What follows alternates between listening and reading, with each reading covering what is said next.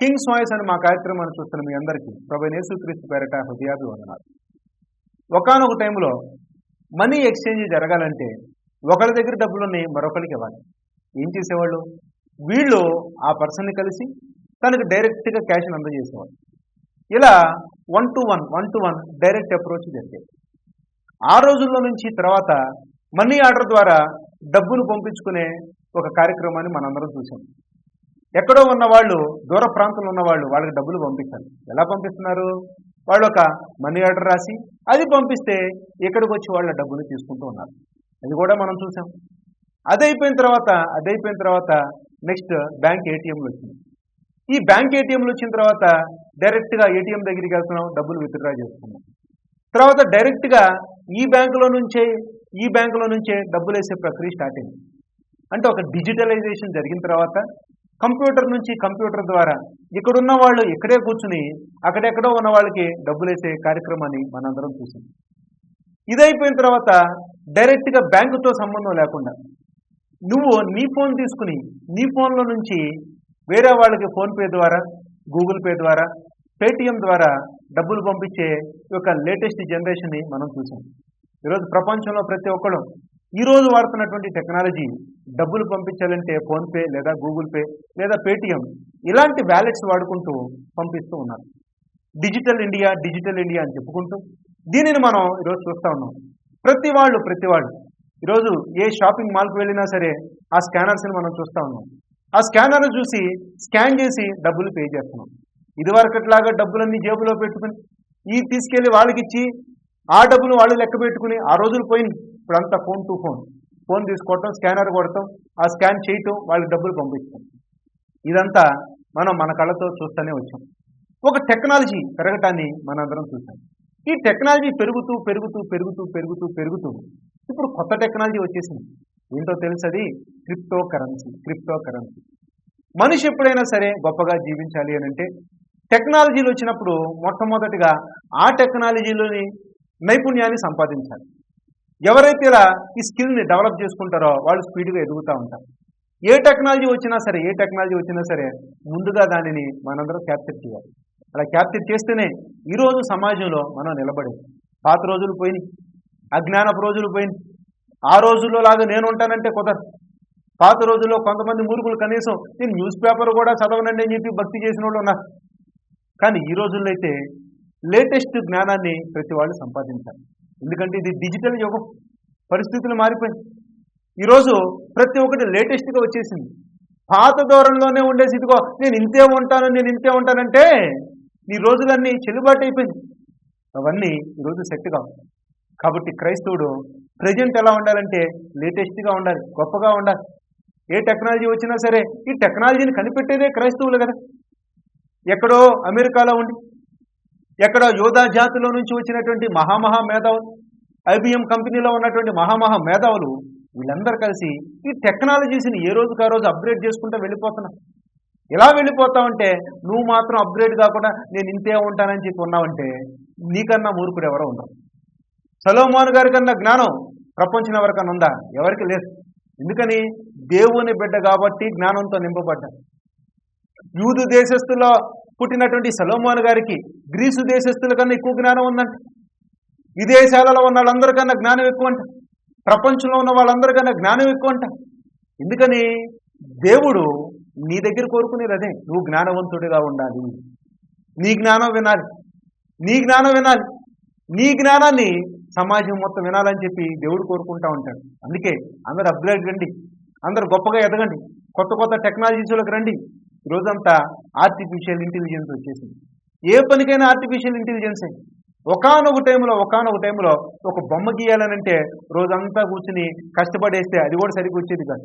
మరి ఈరోజు ఒక కావాల్సినటువంటి ఒక ఇమేజ్ క్రియేట్ చేయాలంటే ఒకే ఒక్క నిమిషంలో ఫోన్ తీసుకుని ఆర్టిఫిషియల్ ఇంటెలిజెన్స్లోకి వెళ్ళిపోయి దాన్ని కనుక మీరు మంచి కమాండ్ ఇస్తే మీకు కావాల్సినటువంటి బొమ్మ ఒకటి కాదు 100 వచ్చేస్తుంది.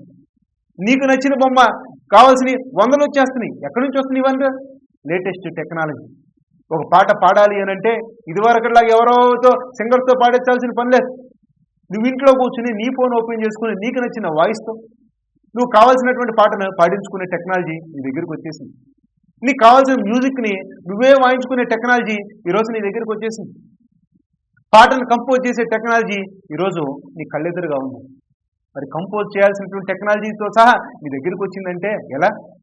మరి నేనైతే చిన్నప్పటి నుంచి వెస్ట్రన్ మ్యూజిక్ వింటా, ఆ గిటార్ సౌండ్లు వింటా, అలాంటి సౌండ్లో నుంచి ఒక మంచి మంచి పాటలు రావాలని కోరుకుని అలాంటి మ్యూజిక్ని నేను ప్రొడ్యూస్ చేశాను. నేనే లిరిక్స్ రాసి కావాల్సినటువంటి మంచి మంచి వర్తమానాలతో మంచి లిరిక్స్ని రాసి దానికి నాకు కావాల్సిన మ్యూజిక్లో నేనే కంపోజ్ చేసి అద్భుతమైన మాటలను అద్భుతమైన పాటలుగా మార్చి ఈరోజు సమాజంలోకి వదిలాను. చాలా బ్యూటిఫుల్గా మంచి మ్యూజిక్తో, వండర్ఫుల్ మ్యూజిక్తో వాటన్నిటిని రిలీజ్ చేశాం. ఇదంతా ఎక్కడి నుంచి వచ్చింది? టెక్నాలజీ. అందుకే మనిషి టెక్నాలజీని ఎప్పుడు మోడర్న్గా ఉండాలి. ఒకవేళ టెక్నాలజీలో కనుక నువ్వు వీక్ అయితే నువ్వు ప్రజెంట్ ఉన్నటువంటి సమాజంతో పోటీ పడటం చాలా కష్టం అవుతుంది. మరి ఈరోజైతే ఉన్నటువంటి టెక్నాలజీ ఏంటో తెలుసా? Crypto currency. ఈ క్రిప్టో కరెన్సీ గురించి మీరు వినే ఉంటారు. కానీ ఈ క్రిప్టో కరెన్సీలో ఇంకా చాలామంది అడుగు పెట్టలేదు. ఎందుకు అడుగు పెట్టలేదంటే అసలు అదేంటో, అది ఎలా ఉంటుందో, కంటికి కనపడనటువంటి కరెన్సీ అంటది.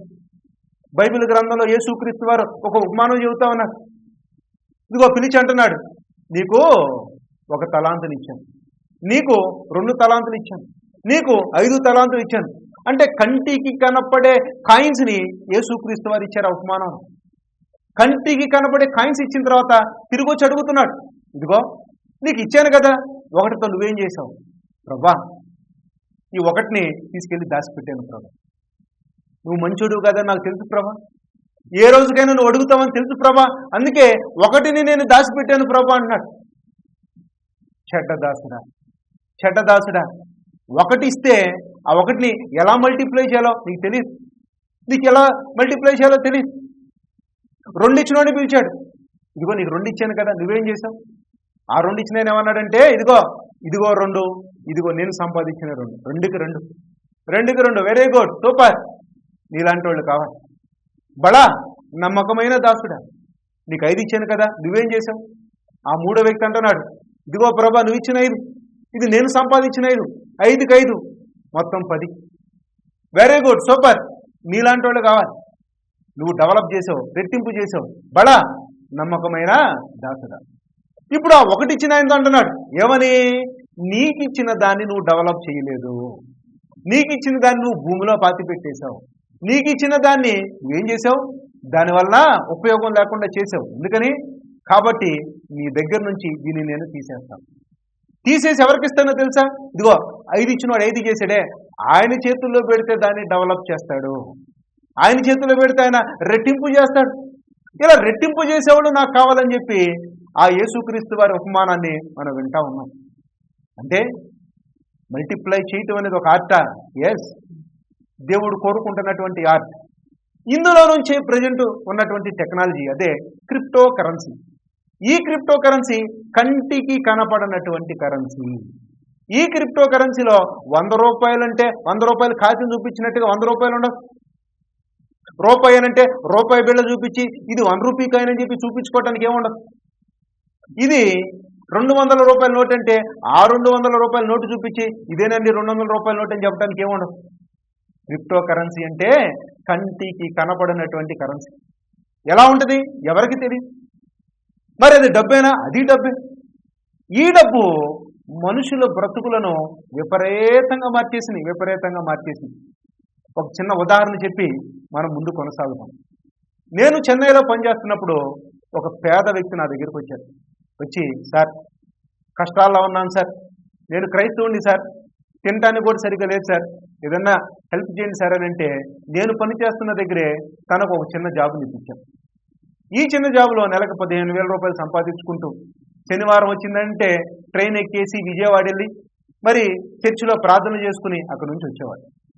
ఇలా వస్తున్నటువంటి ఈ వ్యక్తి కొన్ని సంవత్సరాల తర్వాత నేను ఎక్కడ ఉన్నాను, తను ఎక్కడ ఉన్న తర్వాత ఒక రోజు ఫోన్ చేశాడు, సార్ మిమ్మల్ని కలవాలి సార్ అన్నాడు. సరే కలుద్దాం అన్నాం. కలిసినప్పుడు తన స్టైల్ అంతా మారిపోయింది. కారులో వచ్చాడు. కారులో వచ్చి ఏమన్నాడు తెలుసా?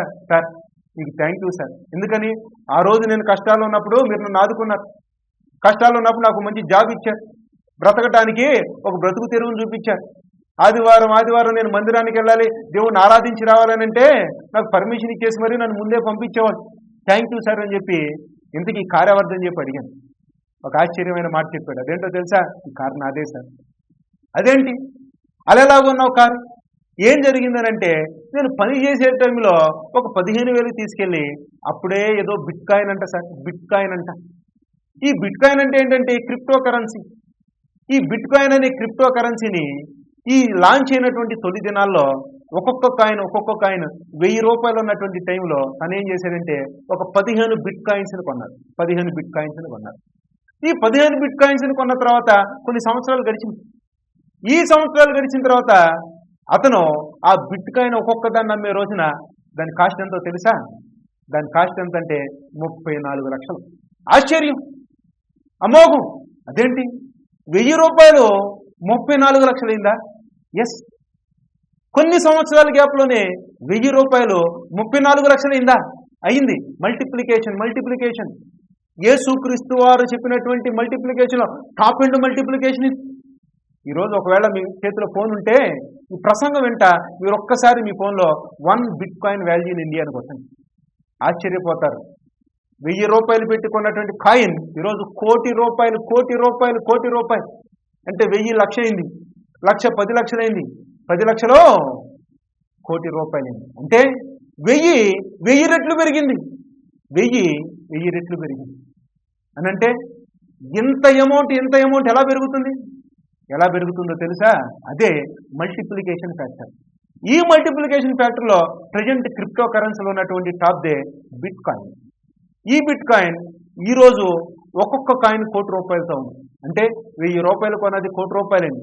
తను అమ్మేసేసరికి 34 లక్షలు అని అంటే తన దగ్గర ఉన్నటువంటి ఆ కాయిన్తో తను సుమారుగా 3 కోట్ల పైగా డబ్బులు సంపాదించాడు. 3 కోట్ల, ఎస్, 3 కోట్ల రూపాయలు సంపాదించాడు. మల్టిప్లికేషన్. ఈ మల్టిప్లికేషన్లో 3 కోట్ల రూపాయలు సంపాదించిన తర్వాత ఒక సొంత ఇల్లు కొనుక్కున్నాడు. టీచింగ్ జాబ్లో నుంచి సాఫ్ట్వేర్ జాబ్లోకి వెళ్ళిపోయాడు. తన యొక్క లైఫ్ స్టైల్ చూసి కోటి రూపాయలు కట్నం ఇచ్చి మరీ పెళ్లి చేశారు.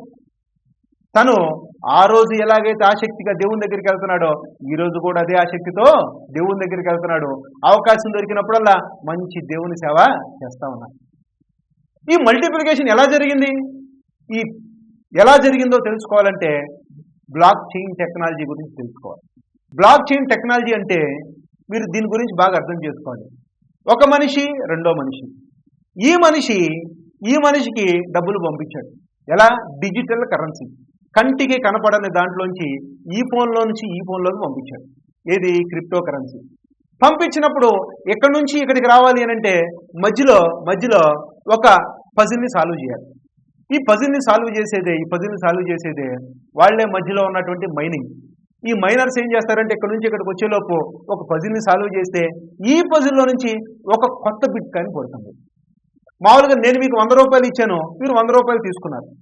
నా దగ్గర 100, మీ దగ్గరికి వచ్చిందే కానీ ఇందులో 101 రూపాయి లేదు. బాగా అర్థం చేసుకోండి, ఇందులో 101 రూపాయి లేదు. కానీ ఈ బ్లాక్ చైన్ టెక్నాలజీలో ఈ బిట్ కాయిన్ లాంటి దాంట్లో ఎక్కడి నుంచి పంపించినప్పుడు 100 పంపిస్తే ఇక్కడ నుంచి వచ్చేసరికి వాళ్ళకి 100 చేరుతుంది.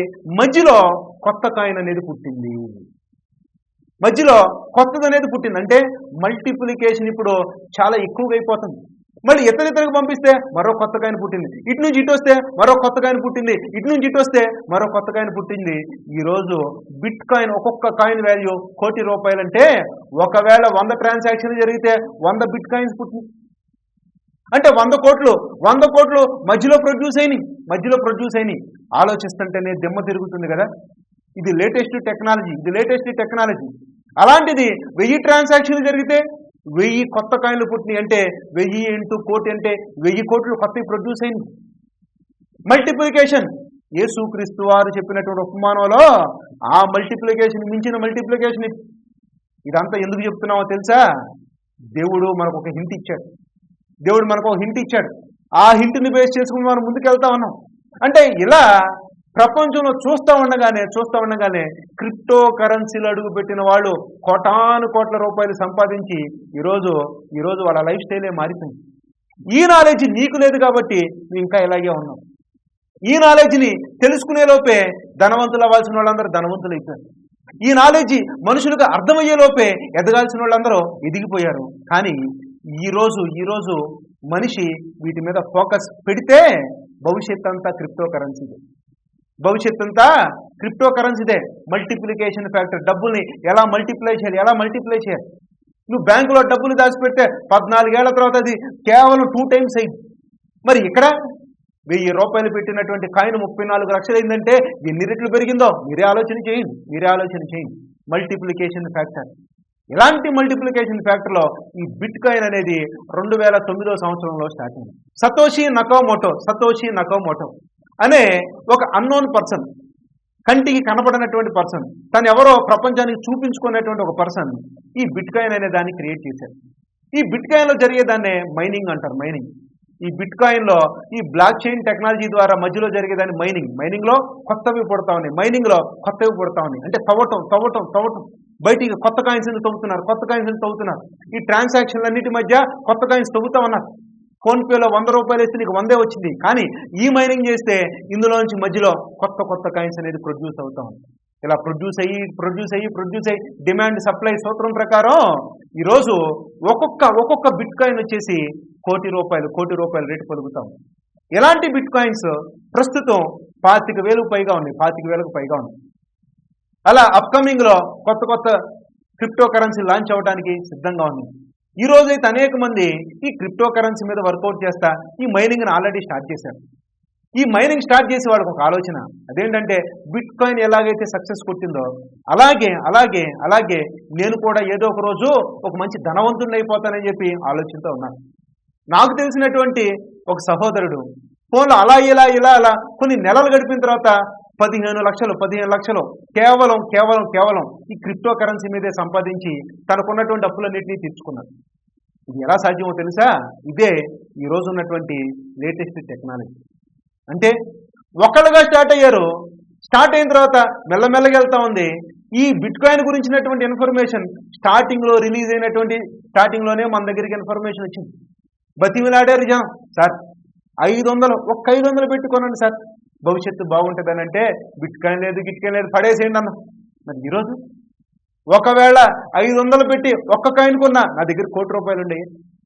ఒకవేళ 5,000 ఖర్చు పెట్టి 10 కొన్నా నా దగ్గర 10 కోట్లు ఉండేవి. ఒకవేళ 10,000 ఖర్చు పెట్టి ఇన్ని కాయిన్స్ తీసుకుంటే ఎన్ని కోట్లు ఉండేవి? అర్థమవుతుందా మీకు?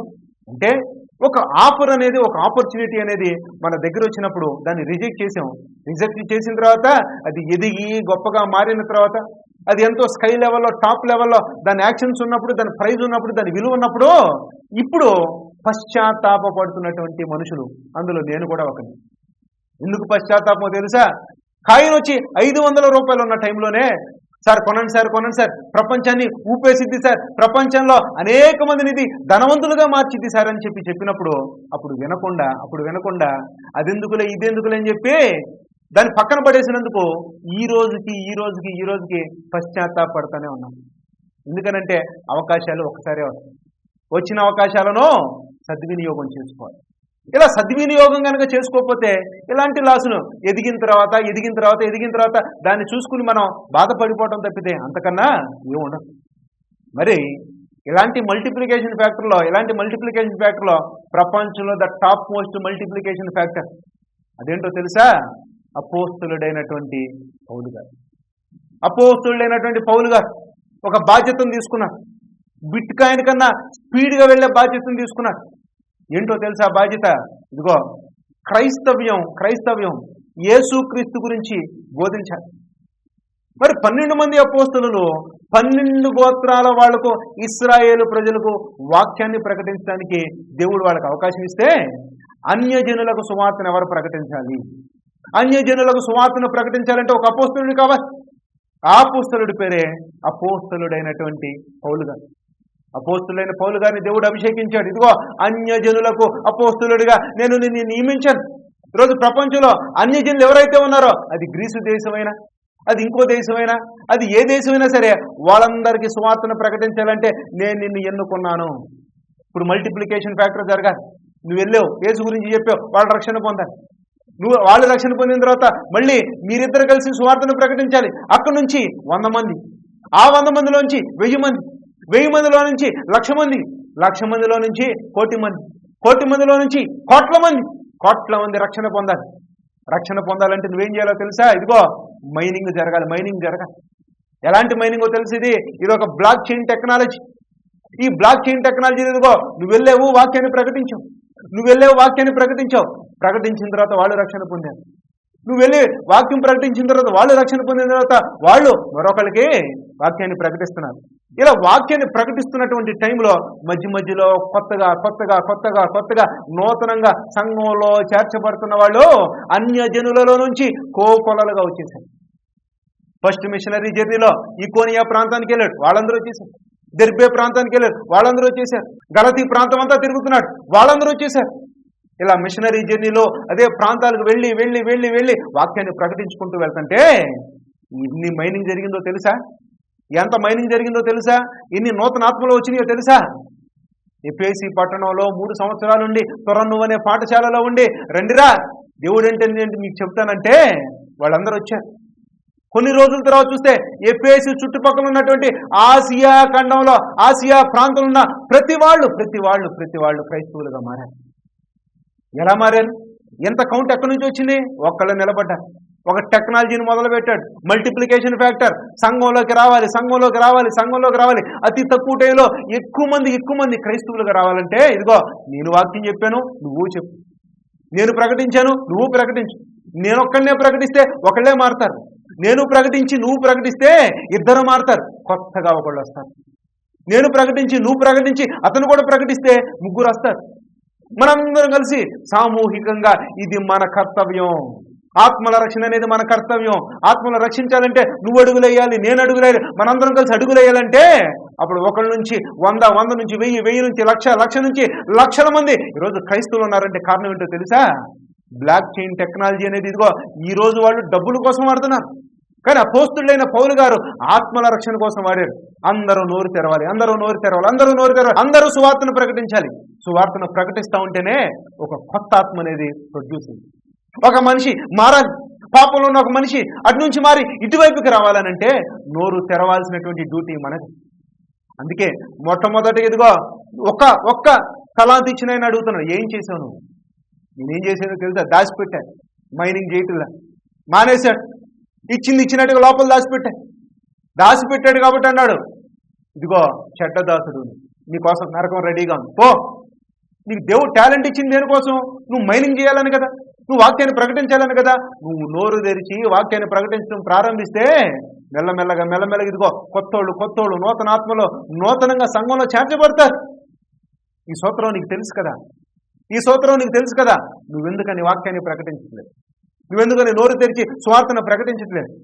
సువార్త ప్రకటించడం ఒక పాస్టర్ గారి డ్యూటీ అనుకున్నావా? కాదు. సువార్త ప్రకటించడం బిషప్ గారి డ్యూటీ అనుకున్నావా? కాదు. సువార్త ప్రకటించడం ఇదిగో అపోస్తలుల డ్యూటీ అనుకున్నావు? కాదు. సువార్త ప్రకటించాల్సిన డ్యూటీ నీది. ఈ వర్తమానం వింటున్నటువంటి నువ్వు నోరు తెరవాలి. ఈ వర్తమానం వింటున్నటువంటి నువ్వు యేసు గురించి చెప్పాలి. రక్షణ ప్రణాళికను 10 మందికి చెప్పాలి, 100 మందికి చెప్పాలి, 1000 మందికి చెప్పాలి. నీ ద్వారా రక్షణ పొందిన వాళ్ళు కూడా కలిసి అందరూ కలిసి నోరు తెరవండి. నోరు తెరిస్తే ఏమవుతుందో తెలుసా? 1 నుంచి 100, 100 నుంచి 1000, వేల మంది సంఘం అంతా విస్తరించిపోద్ది. సంఘం అంతా నింపబడుతుంది. మరి నువ్వు మౌనంగా ఉంటే నీ ద్వారా జరగాల్సింది ఆగిపోతుంది. అందుకే నీకు విలువ పెరగట్లేదు, అందుకే నీకు డిమాండ్ పెరగట్లేదు, అందుకే నువ్వు ఎదగట్లేదు, అందుకే నువ్వు నీ జీవితంలో ఎక్కడేసిన గొంగలు అక్కడే అన్నట్టుగా ఉన్నావు. అప్పుడెప్పుడో చూసినప్పుడు ఏ పొజిషన్లో ఉన్నావో ఈరోజు కూడా అదే పొజిషన్. అప్పుడెప్పుడో దేవుడి దగ్గరికి బెగ్గింగ్ పొజిషన్లో వచ్చి ప్రభువా ఒక మంచి ఉద్యోగం ఈ ప్రభు అని 20 ఏళ్ల క్రితం ఉన్నవే, ఈ రోజు నీ బతుకు కూడా అంతే, ప్రభువా ఒక మంచి ఉద్యోగం ఈ ప్రభు అని చెప్పి అదే బెగ్గింగ్ పొజిషన్లో ఉన్నావు. కానీ దేవుడి కోసం ప్రభా నీ కోసం 4 ఆత్మలు సంపాదించాను ప్రభా, నీ గురించి నలుగురికి చెప్పాను ప్రభా, గొప్ప సంగతులు చెప్పాను ప్రభా, వాళ్ళకి చెప్పాను ప్రభా, వీళ్ళకి చెప్పాను ప్రభా, సైంటిఫిక్గా చెప్పాను ప్రభా, హిస్టారికల్గా చెప్పాను ప్రభా, ఆర్కియాలజీ పరంగా చెప్పాను ప్రభా, జాగ్రఫికల్గా చెప్పాను ప్రభా, ఫిలసాఫికల్గా చెప్పాను ప్రభా, దేవుడు అంటే ఏంటో స్కై లెవెల్లో చెప్పాను ప్రభా, నీ గురించిన మాటలో రీసౌండ్ వచ్చేటట్టుగా ప్రకటిస్తున్నాను ప్రభా అని చెప్పి ఇప్పటికి నీలో మార్పు ఏమైనా వచ్చిందా? ఆ రోజున అడుక్కు తినే బతికి ఈ రోజు అడుక్కు తింటున్నావు. ఆ రోజు ఎలాగైతే దేవా నాకది దేవా నాకిది అని చెప్పినట్టు నువ్వే ముసలోడు అయినా కానీ అదే అడుగు తినే బతుకులు ఉన్నావంటే మార్పేది నీలో. మైనింగ్ ఎక్కడ చేస్తున్నావు? క్రిప్టో కరెన్సీ ఏది? ఎప్పుడు డెవలప్ అవుతావు? వందని కోటి చేయాలన్న టార్గెట్లో ఒక్కసారన్నా నువ్వు ముందుకు అడుగులు వేసావా? అడుగులు వేయాలి. క్రైస్తవుడిగా నువ్వు నోరు తెరవాల్సినటువంటి రోజు ఇది. ఒక్కరికి చెప్పు వాక్యం, వాళ్ళు మారుతారు. ఒక్కళ్ళని రక్షించి చూడు. దేవుడు కోరుకుంటుంది ఏంటో తెలుసా? నువ్వు మాత్రమే రక్షణ పొంది, నువ్వు మాత్రమే క్షేమంగా ఉండి, నువ్వు మాత్రమే హ్యాపీగా ఉండి, నువ్వు మాత్రమే బతుకుతా నడిచే రోజులుగా దేవుడు కోరుకుంటాను. నువ్వు ఎదగాలి, నీతో పాటు వాళ్ళు ఎదగాలి. నువ్వు రక్షణ పొందాలి, నీతో పాటు 10 మంది రక్షణ పొందాలి. నువ్వు రక్షణ పొందిన తర్వాత నీతో పాటు 10 మంది రక్షణ పొందిన తర్వాత అందరూ కలిసి ఈ రాజ్య సువార్త కోసం అడుగులు వేయాలి. ఎవరెవరికి ఏ డ్యూటీ దేవుడిచ్చాడో ఆ డ్యూటీని సక్రమంగా చేసుకుంటే మనందరం పోవాలి. మరి పోవటానికి నువ్వు అడుగులు వేయవా? అడుగులు వేయాలి. ఎందుకంటే మల్టిప్లికేషన్, దేవుడు చెబుతున్నటువంటి ఒక మల్టిప్లికేషన్. 1కి 1 సంపాదించలేను అని తీసుకెళ్లి పడేస్తున్నాడు. చిన్న దాంట్లో కూడా నమ్మకంగా లేను. 2కి 2 సంపాదించాడు, 5కి 5 సంపాదించాడు. మరి ఈ రోజైతే ఎంతమందినైనా సంపాదించడానికి నువ్వు నోరు తెరువు, నీతో కలిసి వాళ్ళందరితో కూడా నోరు తెరిపించి స్వార్థ ప్రకటనలో అడుగులు వేయండి. దేవుడు అనేకమైన నూతన ఆత్మలను నీ చేతికి అప్పగించును గాక. ఆమేన్. పరిశుద్ధుడా, ప్రేమమయుడా, సర్వశక్తిమంతుడా, చెప్పబడిన మాటలను దీవించండి ప్రభు. నూతనంగా అనేక ఆత్మలు సంపాదించే బిడ్డలుగా ప్రతి ఒక్కరిని మీరు ప్రేరేపించండి, రేపండి. మీరు చెప్పిన మల్టిప్లికేషన్ ఫ్యాక్టర్లో కనీసం కొన్ని ఆత్మలన్నా నీ బిడ్డలు సంపాదించినట్లుగా ప్రేరేపించండి. యేసు నామములో అడిగి వేడుకున్నాం తండ్రి. ఆమేన్. కింగ్స్ వాయిస్ అని మా కార్యక్రమాన్ని స్పాన్సర్ చేయండి, సేవలో సహకరించండి. అలాగే మీ ప్రాంతాల్లో మీటింగులు పెట్టాలనుకుంటే కింది కనిపిస్తున్నటువంటి ఈ నెంబర్ను సంప్రదించండి. మరి అనేకమైనటువంటి పుస్తకాలు రాయటం ప్రారంభించాం. ఖర్చుతో కూడుకున్నటువంటి పుస్తకాలకు మీరందరూ సహకరించవలసిందిగా కోరుతున్నాను. అద్భుతమైన సైంటిఫిక్ థ్రిల్లర్స్, హిస్టారికల్ మెసేజెస్, అలాగే బైబిల్ గొప్పతనాన్ని తెలియజేసే ఆర్కియాలజికల్ వర్తమానాలను అందిస్తూ ఉన్నాం. దేవుడు కనుక మిమ్మల్ని ప్రేరేపించినట్లయితే మీరందరూ సపోర్ట్ చేయవలసిందిగా కోరుతూ ఉన్నాను.